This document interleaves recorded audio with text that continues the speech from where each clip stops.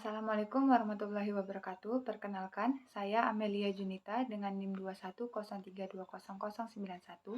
Di sini saya akan memaparkan materi mengenai laporan PKL. Perkembangan industri perkebunan di Indonesia sangat berkembang dengan pesat khususnya pada komoditi kelapa sawit. Hal ini dapat dilihat dari banyaknya pabrik-pabrik kelapa sawit yang telah berdiri di beberapa provinsi di Indonesia. Oleh sebab itu, pabrik kelapa sawit membutuhkan pemimpin usaha perkebunan yang berkompeten, berkarakter dalam pengembangan agribisnis perkebunan di Indonesia. Adapun ruang lingkup pelaksanaan praktek kerja lapang atau PKL tersebut, yaitu melaksanakan observasi pabrik pengolahan kelapa sawit atau PKS yang meliputi 1. Alat dan mesin pengolahan, 2. Pengolahan kelapa sawit, 3. Bahan baku dan mutu olah, 4. Sistem pembangkit tenaga, 5. Tempat dan waktu. 1. Proses pengolahan. Pengolahan tandan buah segar atau TBS di pabrik kelapa sawit dimaksudkan untuk memperoleh minyak sawit dari daging buah dan inti sawit serta dari biji. Untuk mendapat kualitas atau mutu minyak yang baik, bermula dari lapangan, sedangkan proses pengolahan di pabrik hanya dapat menekan sekecil mungkin perubahan atau penurunan kualitas dan kehilangan selama proses. Pabrik tidak dapat memproduksi minyak lebih dari apa yang dikandung TBS. Mutu dan rendemen hasil dari olahan sangat dipengaruhi oleh vaksin panen atau tingkat kematangan, kegiatan penguntipan brondolan, dan perlakuan terhadap TBS. Perlakuan TBS mulai dari panen, transport, dan proses pengolahan di pabrik akan menentukan kualitas dan kuantitas minyak yang dihasilkan. Jembatan timbang. Jembatan timbang merupakan alat yang sangat vital dalam sebuah pabrik, yang menjadi bagian terdepan di mana didapat data TBS yang masuk ke pabrik dan keluarnya produk yang dihasilkan. Fungsi jembatan timbang adalah menimbang truk agar diketahui tonase TBS yang masuk ke pabrik dan tonase produksi CPO, kernel, jenjangan kosong, serta cangkang yang akan dijual. Setiap truk pengangkut TBS yang tiba di pabrik segera ditimbang terlebih dahulu di jembatan timbang. Pada PMKS, Seikako menggunakan sistem LAN, sehingga hasil penimbangan dapat langsung diantar ke kantor KTU dan bagian-bagian lain yang berkaitan dengan timbangan. Dalam pengoperasiannya, ada beberapa prosedur yang harus diperhatikan. 1. Seluruh platform, timbangan, dan pinggiran jembatan harus bersih dari segala kotoran setiap harinya. 2. Dipastikan posisi kendaraan yang ditimbang berada di tengah-tengah timbangan. 3. Dipastikan pula mesin truk dimatikan pada saat penimbangan, karena getaran mesin dapat mempengaruhi hasil penimbangan dan sopir harus turun. 4. Security harus memeriksa muatan truk. Bahan baku. PMKS Seisako mengolah bahan baku berupa tandan buah segar atau TBS yang berasal dari kebun sendiri, kebun plasma, dan TBS pembelian.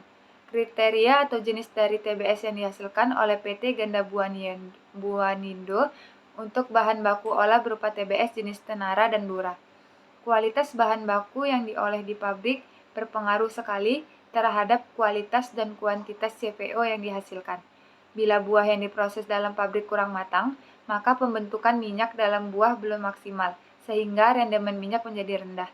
Sedangkan buah yang busuk di samping rendemen minyaknya sudah turun juga, kadar ALB-nya juga tinggi.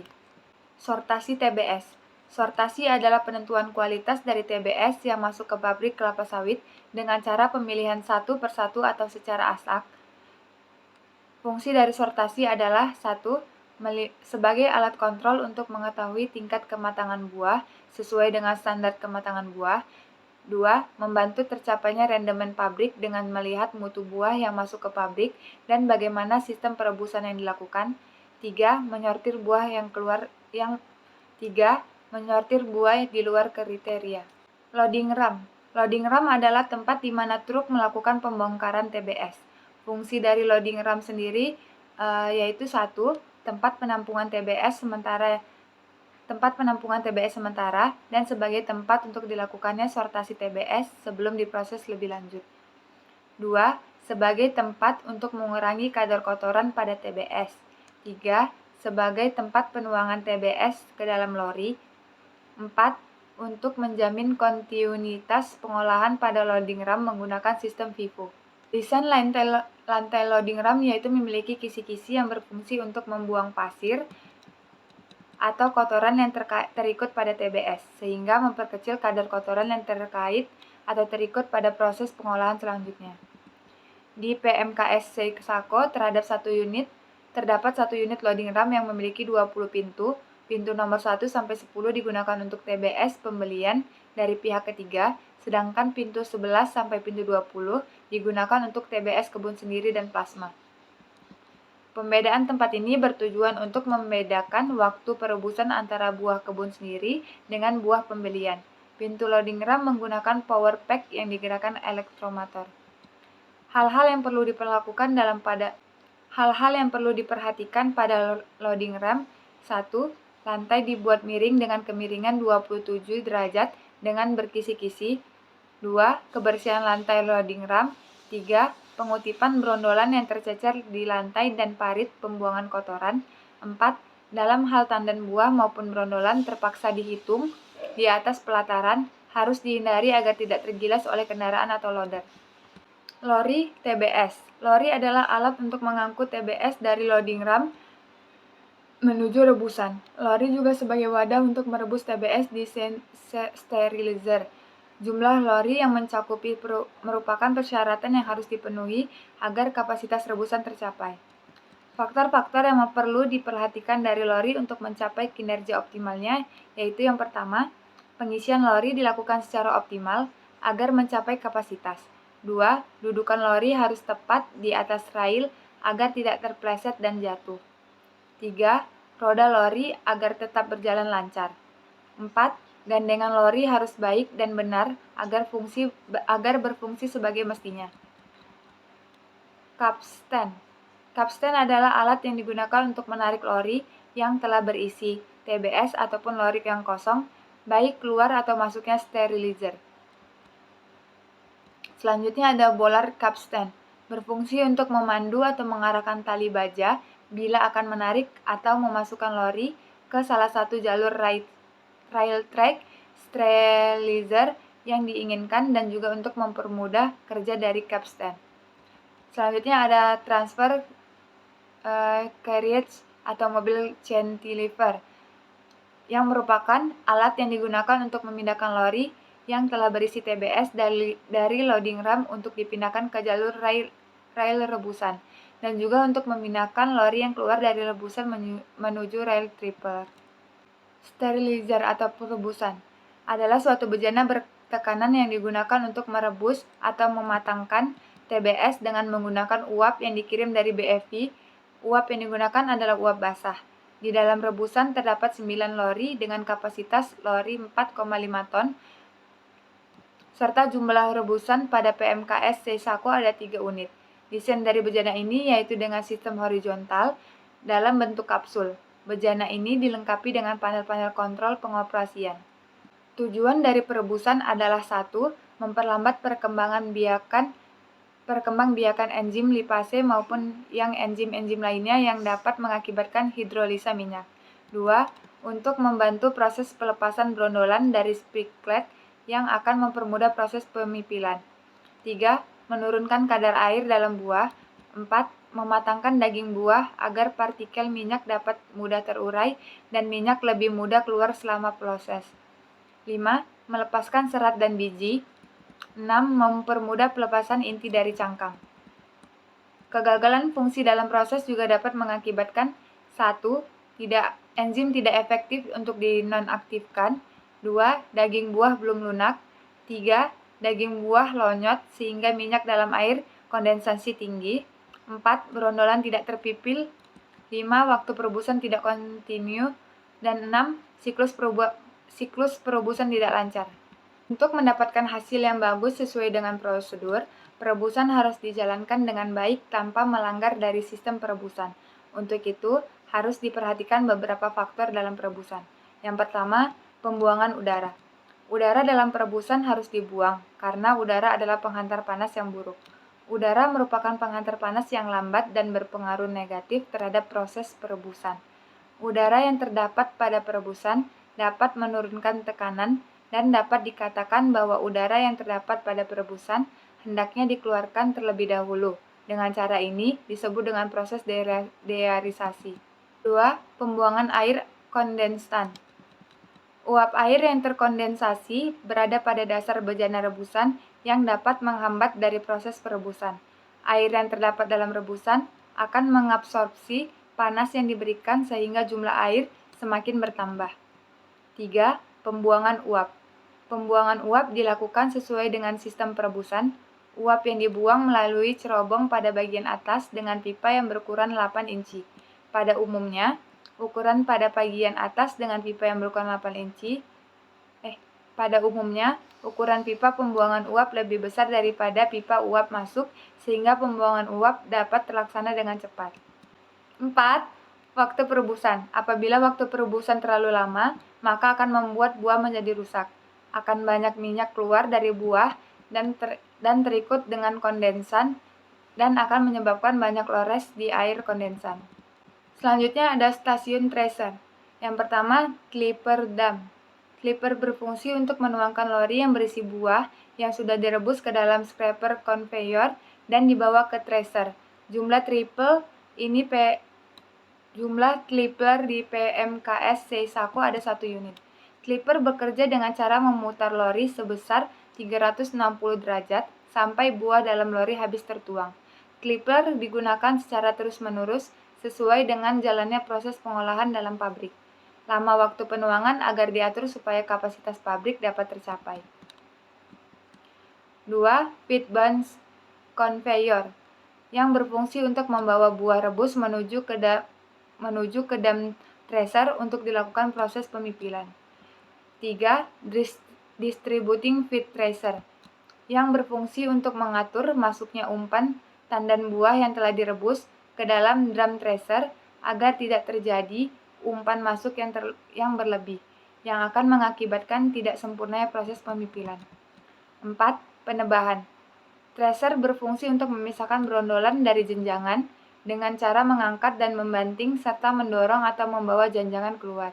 Dengan putaran drum tracer 23 rpm, brondolan akan terpisah dengan janjangannya akibat dibanting dan jatuh kembali, lalu dibanting kembali dan jatuh. Faktor-faktor yang mempengaruhi efektivitas kerja tracer adalah 1. Putaran dari tracer atau 23 rpm. 2. Pengaturan buah yang masuk ke dalam alat penebah dan disesuaikan dengan kapasitas alat sehingga tidak terjadi kelebihan kapasitas. 3. Ketinggian bantingan tandan buah rebus di dalam drum atau untuk perebusan yang sempurna, ketinggian bantingan cukup setinggi 1,2 meter. Hal ini diperoleh dengan putaran drum yang sesuai dengan 23 rpm. 4. Kemiringan spike dengan jumlah pisau pelempar, kebersihan dan jarak kisi-kisi dari drum.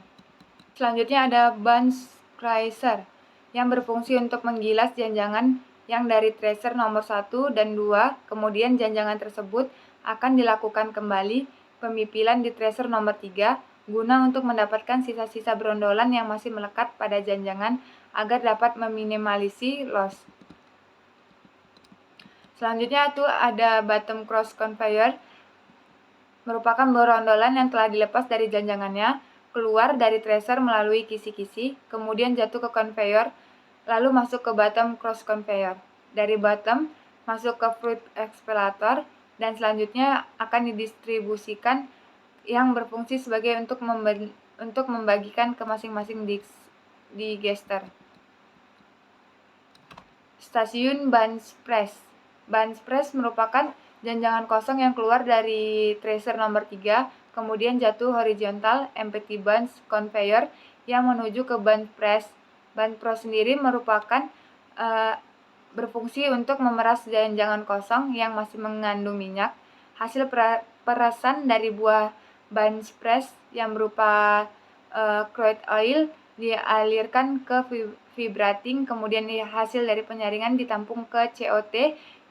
Selanjutnya itu ada stasiun Kempa. Yang pertama ada pengadukan atau digester. Digester adalah ketel tegak yang mempunyai dinding rangkap, poros, pemutar yang dilengkapi dengan pisau-pisau pengaduk. Jumlah pisau pengaduk dalam satu buah digester terdiri dari 4 pasang pisau pengaduk yang bertingkat dan 1 pasang pisau pelempar. Letak pisau-pisau ini dibuat bersilangan antara pasangan yang satu dengan yang lain agar daya adukan cukup besar dan sempurna. Untuk start di awal, digester diisi penuh 80-90%. Kemudian diputar selama 15 menit dan line press dibuka. Fungsi digester sendiri itu adalah untuk melumatkan daging buah, memisahkan daging buah dengan biji, mempersiapkan feeding press, menaikkan temperatur, serta meniriskan minyak. Faktor-faktor yang mempengaruhi kinerja digester antara lain, yang pertama, kondisi pisau pengaduk digester, jika aus segera diganti. 2. Level volume buah dalam digester minimal berisi 3/4 dari volume digester atau pisau bagian atas tertutup oleh brondolan. 3. Temperatur dijaga pada suhu 90-95 derajat Celcius untuk mempermudah proses pemisahan minyak dengan air. Temperatur dalam digester dijaga dengan menginjeksikan stem ataupun dengan menggunakan stem jacket. 4. Kebersihan bottom place. 5. Kematangan buah yang sudah direbus. 6. Kecepatan pengadukan yaitu sebesar 25 rpm. 7. Kondisi plat siku penahan pada dinding digester. 8. Waktu pengadukan 15-20 menit. Yang kedua ada pengempaan atau screw press. Berfungsi untuk mengeluarkan minyak dari daging buah dengan cara mengepres. Proses pengepresan dilakukan juga dengan menggunakan tekanan screw yang ditahan oleh kon daging buah yang diperas sehingga melalui lubang-lubang press, cake minyak dipisahkan dari serabut biji. Faktor-faktor yang mempengaruhi kinerja press. Yang pertama itu ada kondisi warm atau main screw press, yang kedua tekanan kon, 3. Kematangan buah yang direbus, 4. Kebersihan pada press cake, 5. Air delusi yang berfungsi untuk mempermudah proses pemisahan minyak dari daging buah. Jika air delusi terlalu sedikit, maka minyak yang dihasilkan lebih murni, tetapi losis minyak tinggi. Temperatur air delusi harus dijaga 95 derajat Celcius. Penambahan air delusi dilakukan sebanyak 15-20% terhadap TBS yang diolah. Hal-hal yang perlu diperhatikan yaitu yang pertama, ampas kempa harus keluar merata di sekitaran konus. 2. Tekanan hidrolik pada akumulator 38-50 kg per cm². 3. Bila screw press harus berhenti lama, screw press harus dikosongkan. Selanjutnya itu ada crude oil gutter yang berfungsi untuk menampung minyak kasar dari hasil pengempaan di mesin press dan sebagai alat untuk mengalirkan minyak kasar ke centrap tank. Selanjutnya ada proses pemurnian minyak atau klarifikasi. Yang pertama itu proses pemurnian minyak. Minyak kasar yang keluar dari screw press masih mengandung kotoran-kotoran pasir, cairan, dan benda kasar lainnya. Oleh karena itu, perlu dilakukan pemurnian minyak untuk mengurangi kandungan yang tidak diharapkan sesuai dengan norma yang ditetapkan. Stasiun pemurnian minyak berfungsi untuk memisahkan minyak dengan kotoran serta unsur-unsur yang mengurangi kualitas minyak dan mengupayakan agar kehilangan minyak semisal mungkin. Proses pemisahan ini dimaksudkan untuk memisahkan minyak, air dan kotoran, serta pasir dan lumpur dengan sistem sentrifusi dan pengendapan. Yang satu, ada sand trap tank, yang merupakan alat untuk memisahkan pasir yang terbawa dalam minyak kasar. Prinsip kerja sand trap tank adalah dengan cara pengendapan. Faktor-faktor yang mempengaruhi efisiensi di sand trap adalah yang pertama itu ada temperatur. Temperatur pada sand trap harus mencapai 90-95 derajat Celcius. Karena kalau terlalu dingin pada saat dilakukan blow down, maka akan terlihat NOS atau non-oil solid. Yang dikeluarkan tersebut sangat kental dan masih mengandung minyak. Selanjutnya ada blow down. Dilakukan minimal 5 jam sekali dan pada saat blow down harus diperhatikan jangan sampai minyak terikut bersama NOS. Selanjutnya ada vibrating screen atau saringan bergetar yang digunakan untuk menyaring crude oil dari serabut-serabut yang dapat mengganggu proses pemisahan minyak. Getaran dari vibrating screen dikontrol melalui penyetelan pada bandul yang diikat pada elektromotor. Getaran yang kurang menyebabkan pemisahan minyak dengan serabut tidak efektif. Selanjutnya ada crude oil tank atau COT yang merupakan tangki penampung minyak kasar hasil saringan dari fibroseparator untuk selanjutnya dikirim ke vertical clarifier tank atau FCT. Suhu pada tangki ini harus dijaga 90-95 derajat Celcius. Stem yang digunakan pada tangki ini adalah sistem stem coil dan untuk memulai standar awal menggunakan sistem injeksi. Penyaringan lumpur pada COT juga menggunakan model baffle atau sekat-sekat.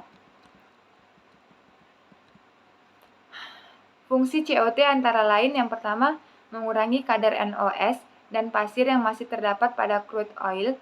2. Menambah panas atau temperatur pemanasan dilakukan dengan injeksi uap langsung serta steam oil sehingga mencapai suhu 90-95 derajat Celcius.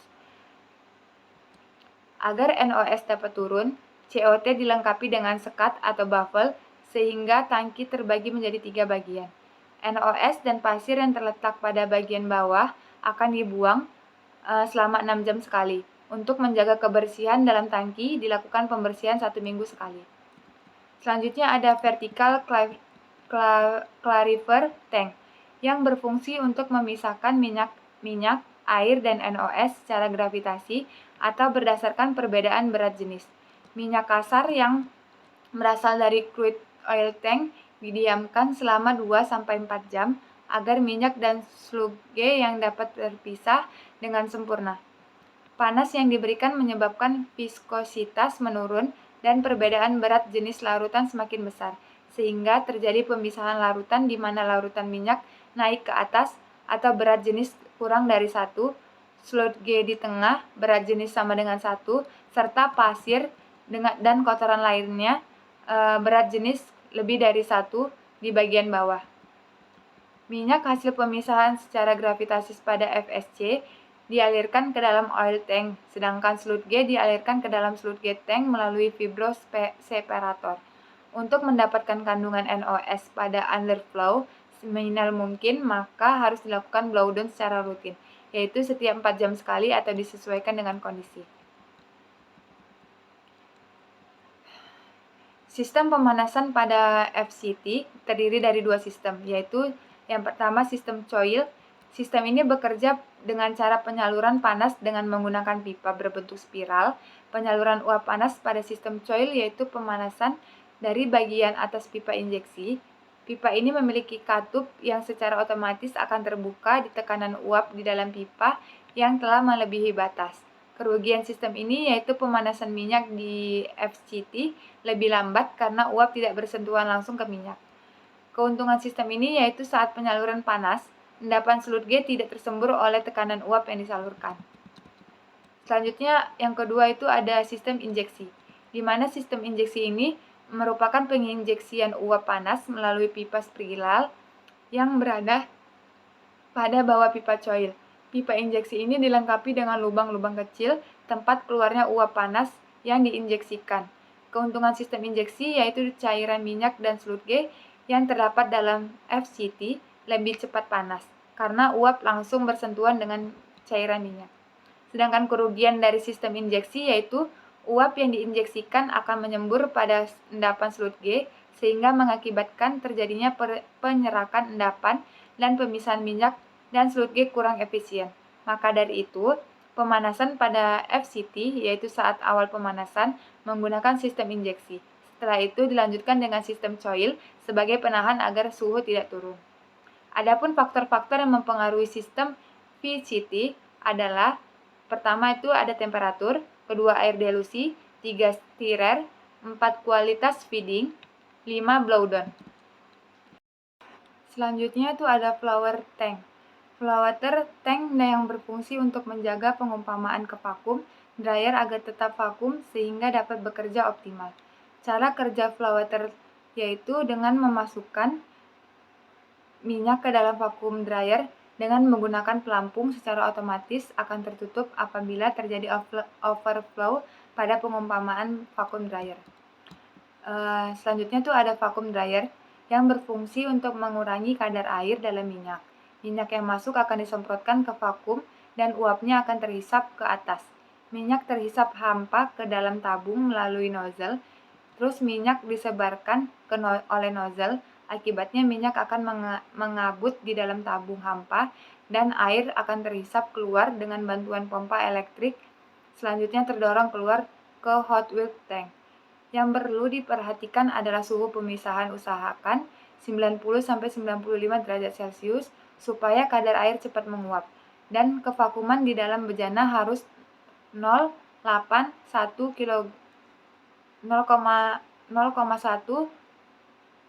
harus 0,8 kurang 1 kilogram per centimeter kuadrat dengan tekanan vakum 700-760 mmHg. Karena bila tekanan terlalu rendah, maka minyak akan terlalu basah. Sedangkan bila kevakuman terlalu besar, berakibat banyak pada minyak yang terhisap bersama uap air. Vakum dryer yang digunakan di PMKSC Sako 1 unit. Minyak yang telah bersih keluar dari bottom vacuum dryer dan selanjutnya dipompakan ke stroke tank menggunakan oil transfer pump. Faktor-faktor yang mempengaruhi operasi vacuum dryer adalah: pertama, kebocoran-kebocoran; kedua, kualitas dan kuantitas feeding; 3, kondisi nozzle; 4, tekanan vakum 760 mmHg; kelima, temperatur 90-95 derajat Celcius; keenam, kehampaan. Selanjutnya ada stroke tank yang berfungsi untuk menyimpan sementara minyak produksi yang dihasilkan sebelum dikirim atau dijual. Stroke tank nomor 1 berkapasitas 500 ton, stroke tank nomor 2 dan 3 berkapasitas 2000 ton. Hal-hal yang perlu diperhatikan pada stroke tank adalah: 1. Kebersihan tangki stroke tank harus dibersihkan secara rutin. 2. Suhu dijaga pada suhu 40 derajat Celcius sampai 60 derajat Celcius. 3. Kondisi stem coil. Stem coil harus diperiksa secara rutin karena kebocoran sistem coil mengakibatkan kadar air pada CPO naik. Keempat, menjaga kinerja pompa pengisian. Kriteria mutu minyak yang terdapat di stroke tank yaitu kadar ALB 3-4%, kadar air kurang dari 0,15%, serta kadar kotoran yaitu kurang dari 0,020%. Selanjutnya itu ada stasiun pengolahan sludge. Yang pertama ada fibroseparator. Fungsi dari fibroseparator adalah untuk menyaring sludge yang berasal dari FCT untuk memisahkan serabut-serabut yang dapat mengganggu proses selanjutnya. Hal ini dilanjutkan selain daripada untuk meringankan kinerja sen chillon, juga untuk memastikan bahwa proses pemisahan sludge dengan minyak benar-benar efisien. Kotoran yang tersaring pada lapisan 1 dan 2 ditampung dan kemudian dibuang. Jumlah fibroseparator di stasiun klarifikasi ada 2 unit, yaitu fibroseparator yang digunakan terdiri dari 2 lapisan saringan, yaitu lapisan 1 berukuran 40 mesh, lapisan 2 berukuran 60 mesh. Selanjutnya ada sludge tank. Sludge tank berfungsi sebagai tempat penampungan sementara sludge tank sebelum diolah lagi untuk mendapatkan minyak. Pada tangki ini dilakukan pemanasan sludge agar tidak jenuh. Terjadi pengendapan pada bagian bawah sludge tank, yaitu lumpur, sehingga kebersihan dalam tangki perlu dijaga karena akan mempengaruhi presentasi NOS dan dalam sludge. Jadi, harus dilakukan blowdown secara rutin dan dialirkan ke sludge drain tank.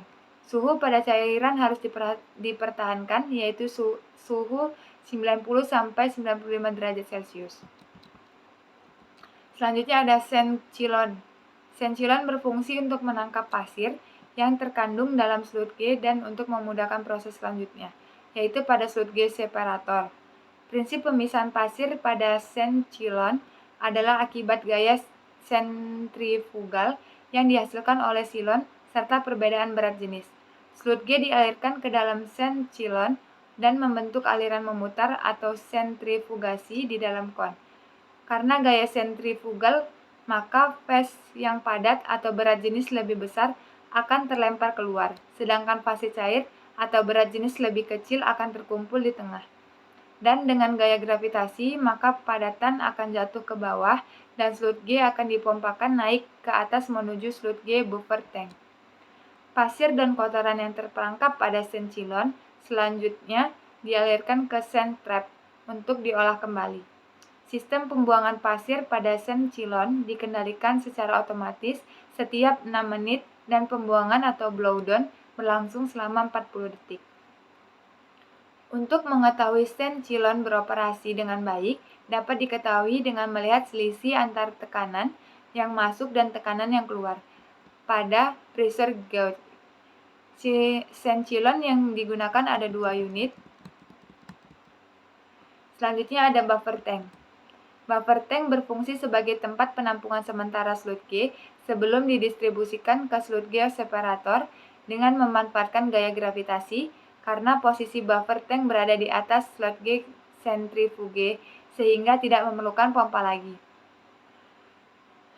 Temperatur tangki dijaga pada suhu 90 derajat Celcius sampai 95 derajat Celcius, sehingga minyak yang akan dipisahkan pada slut G sentrifuge lebih homogen dan agar dijaga dari adanya kebocoran-kebocoran. Selanjutnya itu ada Brastiner.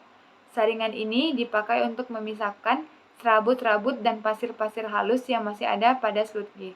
Cairan yang telah disaring keluar dari bagian atas untuk menuju ke slut G sentrifuge, sedangkan serabut dan pasir halus langsung dibuang ke slut G feed. Selanjutnya ada slut G sentrifuge, di mana slut G sentrifuge ini berfungsi untuk mengutip minyak dari masing-masing terkandung dalam slut G dengan cara sentrifugal, di mana slut G dialirkan melalui nozzle yang berputar dengan kecepatan 1700 rpm, sehingga air dan NOS dengan berat jenis yang lebih besar akan terlempar keluar, dan minyak dengan berat jenis yang lebih kecil akan masuk ke bagian dalam, dan selanjutnya light phase dikirim ke COT, sedangkan heavy phase sentrifuge dipompakan ke FCT1 atau slut G tank. Hal-hal yang perlu diperhatikan adalah 1. Kualitas feeding, 2. Kebersihan nozzle, 3. Pelumasan pendinginan bearing, 4. Periksa tidaknya getaran akibat V-belt condor, 5. Putaran sentrifuge. Selanjutnya itu ada pre-cleaner. Cairan yang keluar dari bus strainer masih mengandung pasir. Untuk membuang pasir tersebut, dipergunakan slut G pre-cleaner. Bagian atas alat ini berbentuk silinder dan bagian bawah berbentuk konus. Di bawah konus terdapat tabung pengendapan pasir. Proses yang terjadi dalam alat ini memakai prinsip pemisahan gaya sentrifugal. Setiap setengah jam pasir dibuang, cairan dipompakan ke balance tank. Selanjutnya ada balance tank. Balance tank berfungsi untuk menampung cairan slut G yang akan diolah di slut G separator. Tangki ini memiliki 3 buah pipa. Pipa pertama terdapat di bawah tangki untuk menyalurkan slut G ke slut G separator. Pipa kedua terletak pada bagian tangki atas untuk memasukkan slut G ke balance tank, sedangkan pipa yang ketiga digunakan apabila slut G dalam tangki terlalu penuh atau overflow, untuk mempertahankan slut G pada 90-95 derajat Celcius. Di dalam tangki ini dialirkan steam. Selanjutnya ada Brastiner slut G separator. Separator ini dipakai untuk memisahkan serabut-serabut dan pasir-pasir halus yang masih ada dalam slut G sebelum diolah dalam slut G separator. Cairan yang telah tersaring keluar untuk menuju ke slut G separator, sedangkan serabut dan pasir halus dibuang ke slut G feed. Jumlah Brastiner slut G separator ada 1 unit. Slut G separator berfungsi untuk mengutip atau memisahkan minyak yang masih terkandung dalam slut G. Dengan gaya sentrifugal, minyak yang berat jenisnya lebih kecil bergerak menuju poros dan tergoreng keluar melalui sudu-sudu atau piringan disken dan keluar menuju reclaimment oil tank dan selanjutnya akan dipompakan ke tangki pemisah.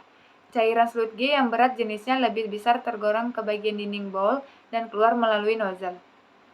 Hal-hal yang harus diperhatikan dalam pengoperasiannya yaitu yang pertama, suhu slut G yang masuk harus dikontrol sekitar 90-95 derajat Celcius.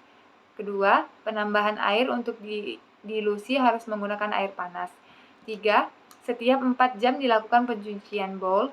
Kelima, pembersihan dan pemeriksaan menyeluruh dilakukan setiap hari. Selanjutnya ada sludge separator, berfungsi untuk mengutip atau memisahkan minyak yang masih terkandung di dalam sludge dengan gaya sentrifugal. Minyak yang berat jenisnya lebih kecil bergerak menuju ke poros dan terdorong keluar melalui sudu-sudu dan keluar menuju reclaimed oil tank dan selanjutnya akan dipompakan ke tangki pemisah. Cairan dan sludge yang berat jenisnya lebih besar terdorong ke bagian dinding bowl dan akan keluar melalui nozzle. Hal-hal yang harus diperhatikan dalam pengoperasiannya: A. Suhu sludge yang masuk harus dikontrol sekitar 90-95 derajat Celcius. B. Penambahan air untuk dilusi harus menggunakan air panas. C. Setiap 4 jam dilakukan pencucian bowl. D. Pembersihan dan pemeriksaan menyeluruh dilakukan setiap hari.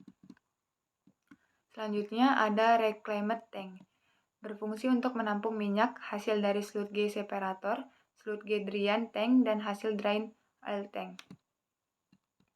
Selanjutnya ada sludge drain tank yang berfungsi sebagai tempat pengutipan minyak blow down atau drain dari sludge tank, buffer tank, dan sand silon.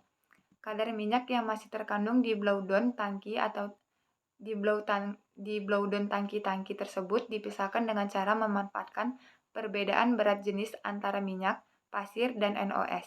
Untuk mempercepat pemisahannya, temperatur harus dijaga pada suhu 90-95 derajat Celcius dengan cara injeksi stem dan penambahan air panas. Minyak yang berat jenisnya lebih rendah akan berada pada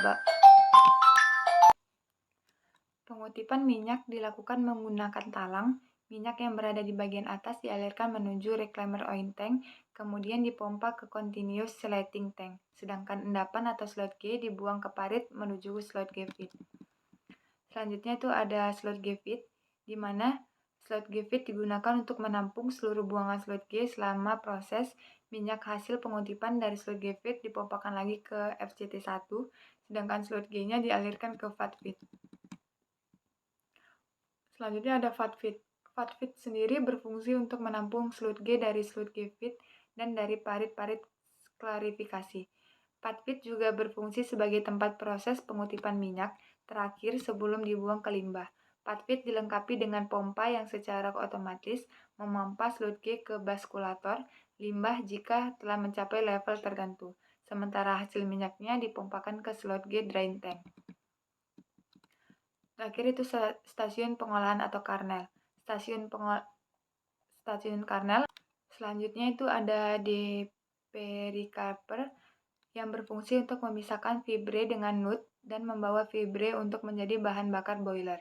Pemisahan dilakukan dengan hisapan fibra silon dengan pengaturan dari air lock-nya. Penghisapan ini dilakukan dengan prinsip perbedaan berat jenis, di mana berat jenis paling ringan, yaitu serabut atau fiber, akan dihisap ke air lock. Serabut yang dihisap langsung dibawa menjadi bahan bakar boiler, dan biji berat jenis yang dihisap langsung dibawa menjadi bahan bakar boiler, dan biji berat jenis yang berat akan jatuh ke bawah dan akan langsung masuk ke polishing drum. Faktor-faktor yang mempengaruhi efektivitas kerja depericarper adalah yang pertama kualitas dan kuantitas umpan, 2 daya hisap blower, 3 air lock pada fiber silon, 3 kondisi fan, 4 kebersihan, kelima jarak antara cake breaker conveyor dengan nut polishing drum. Selanjutnya, nut polishing drum adalah satu drum yang berputar yang mempunyai plat-plat membawa yang dipasang miring pada dinding bagian dalam dan pada porosnya. Di ujung nut polishing drum terdapat lubang-lubang penyaring sebagai tempat keluarnya nut yang kemudian jatuh ke conveyor dan dihisap ke nut transport. Biji yang telah dipisahkan dari ampasnya masuk ke dalam nut polishing drum, dan karena putaran drum tersebut, biji-biji akan dipolis untuk melepaskan serat-serat yang masih tinggal pada biji oleh plat-plat yang ada pada dinding porosnya. Selanjutnya ada nut grading drum. Nut grading drum adalah suatu drum yang berputar mempunyai plat-plat pembawa yang dipasang miring pada dinding bagian dalam dan pada porosnya. Grading drum berfungsi untuk memisahkan antara nut yang berukuran kecil, sedang, dan besar. Untuk nut kecil akan masuk ke ripple mill nomor 1 dan 2, untuk nut yang berukuran sedang masuk ke ripple mill nomor 3, sedangkan nut yang berukuran besar masuk ke triple mill nomor 4. Selanjutnya ada nut silo, yang berfungsi sebagai tempat penyimpanan nut sebelum diolah pada ripple mill. Selanjutnya ada ripple mill. Ripple mill sendiri berfungsi untuk memecahkan nut, memisahkan cangkang dan inti. Faktor-faktor yang mempengaruhi efisiensi pemecahan adalah yang pertama, kualitas dan kuantitas umpan, 2. Kondisi ripple plates dan rotor bar, 3. Jarak antara plate dan rotor, 4. Kecepatan putaran ripple mill. Selanjutnya ada LTDS, Light Tenera Dust Separation, yang berfungsi untuk memisahkan cangkang dan inti serta membawa cangkang untuk bahan bakar boiler. Sistem pemisahan yang dilakukan di sini adalah dengan menggunakan tenaga boiler, hisap dust separator dengan adjustment damper untuk menentukan kualitas output yang dikehendaki, sehingga cangkang pecah yang mempunyai luas penampang lebih besar akan terhisap ke atas dan dialirkan ke shell bin yang nantinya akan digunakan sebagai bahan bakar boiler, sedangkan inti yang terkutip dibawa ke central silo. Selanjutnya ada hidrosiolin. Cara kerjanya yaitu cangkang dan inti masuk ke bak hidrosilin 1, dipompakan ke silon inti berdasarkan putaran air melalui sones dan inti yang ringan naik ke atas masuk ke trommel inti untuk selanjutnya dikirim ke wet kernel produksi. Yang kedua, selanjutnya cangkang yang masih mengandung inti dipompakan lagi ke bak hidrosilin kedua. Inti langsung dikirim ke wet kernel produksi. Ketiga, sedangkan cangkang yang masih mengandung inti dipompakan lagi ke drum cells hidrosilin. Selanjutnya ada clay bed. Fungsi dari clay bed sendiri adalah untuk memisahkan cangkang dan karnel pecah yang besar dan beratnya hampir sama. Proses pemisahan dilakukan berdasarkan kepada perbedaan berat jenis cangkang dan inti. Faktor-faktor yang mempengaruhi kinerja clay bed adalah 1. Kualitas dan kuantitas umpan, 2. Penambahan kalsium dan abu insirator, 3. Berat jenis cairan kurang dari 1150, 4. Tingkat kejenuhan air. Selanjutnya ada kernel silo. Kernel silo berfungsi untuk mengurangi kadar air yang terkandung dalam inti produksi. Pengeringan dilakukan dengan cara menghembuskan udara panas dari stem heater. Udara dipanaskan dengan stem, kemudian oleh blower dihembuskan ke dalam silo. Temperatur ke dalam kernel silo terbagi 3 tingkatan, yaitu bagian atas 60 derajat Celcius, bagian tengah 70 derajat Celcius, dan bagian bawah 80 derajat Celcius. Pengeringan dilakukan di dalam kernel silo selama 3-5 jam. Kadar air inti yang terlalu rendah dapat menyebabkan kadar inti berubah warna terlalu besar. Selanjutnya ada kernel stroge. Kernel stroge berfungsi sebagai tempat penyimpanan inti produksi sebelum dikirim untuk dijual. Kernel stroge dilengkapi fan agar uap air yang terkandung dalam inti dapat keluar dan tidak menyebabkan kondisi dalam stroge lembab, yang kemudian menyebabkan timbulnya jamur pada inti. Inti dari kernel silo diangkut ke kernel stroge menggunakan crab conveyor dan pneumatic conveyor serta kernel elevator. Selanjutnya ada stasiun water treatment. Pada proses ini, pengolahan air bertujuan untuk menghasilkan kualitas air yang baik sebelum digunakan agar memenuhi persyaratan yang ditentukan. Proses pengolahan air mencakup pengoperasian, penjernihan, penyaringan, pertukaran ion, proses pelunakan, dan deresyasi. Selanjutnya ada external water treatment.